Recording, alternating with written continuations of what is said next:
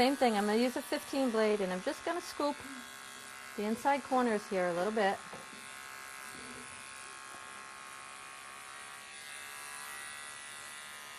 Once again, you have to be very careful if you do this, especially when you're working on Shih Tzus and Lhasas, because a lot of times they have all that gunk they get in around the eyes, and if you go in there, a lot of times the clipper will grab that stuff and you take a chance of nicking them. So just, if you don't feel comfortable doing it with the clipper, try doing it with your thinning shears. And I find the best way to hold them when you're trying to do that, I kind of lift this hair up, back out of my way. And by doing that, when I pull the skull back a little bit, it's going to kind of open up that area in front of her eyes, and it makes it a little bit easier to get at and less chance of like pinching the little wrinkles that they might have in there.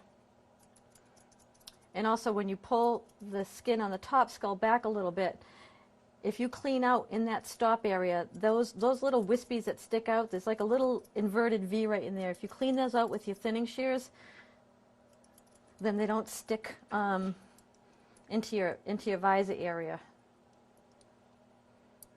Good girl, Sally. Now this is just like most people that do the visor on a Shih Tzu or Lhasa or Maltese, whatever.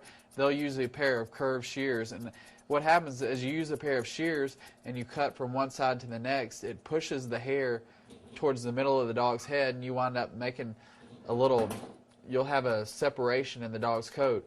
And the reason we do it with thinning shears is you can make it look a lot more natural, and you'd make a lot less cuts than you would as if you did, if you did it using a straight or a curved shear. And we want these dogs to look as natural as possible. We don't want them to look like they've just been groomed.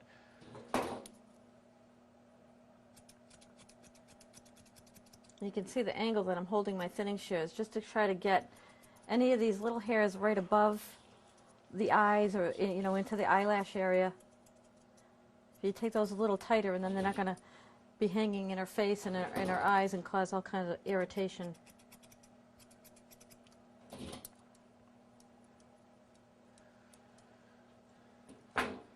What are you looking for, Sally? Oh, that was nice.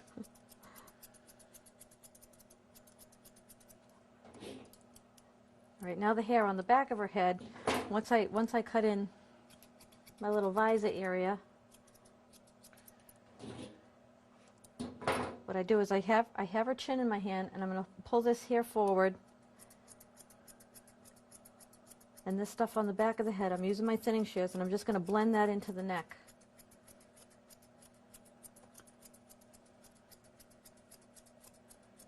Notice when she's taking the bulk off right behind the head, behind the back skull, she's going with the direction the coat lays just to try to blend all of that into her clipper work, because we've already set all this in with our clippers, so this is nice and short. So we've got to make a nice transition from the long hair to the short hair. So she's going in the direction that the coat lays.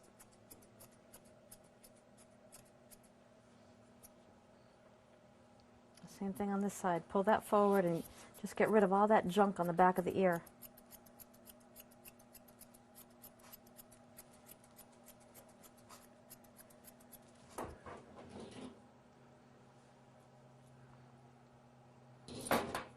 Now on Sally, I am going to trim this little bit right here. And that stuff, you can see the stuff that I just trimmed right now, that's stuff that a lot of these dogs, they end up licking that into their mouth. And as years go by, that hair is woven around their teeth, and it ends up loosening their front teeth, and it can cause a lot of problems. And they lick it into their mouth anyway, so it isn't hair that you normally see, and it's always brown and stained. So just by taking just that little bit, you can't even tell that it's trimmed, because like I said, once she licks that, it's gone to that point anyway. But it'll just help keep her face a little bit cleaner and her teeth a little bit better. Now on Sally, I think what we're going to do is just kind of round. Let's put this one so I don't have to hold her head up. And see, when I look at her before she's been groomed, I see the ears are so long, it looks like it's out of proportion. Her whole head is out of proportion with the rest of her body, because everything on our body is nice and neat and symmetrical. So we have these ears that are hanging down too low, especially the back of the ears. They've been left too long. So we actually want to create an angle from the back of the ear towards the front of the ear to make it look more balanced and more tailored.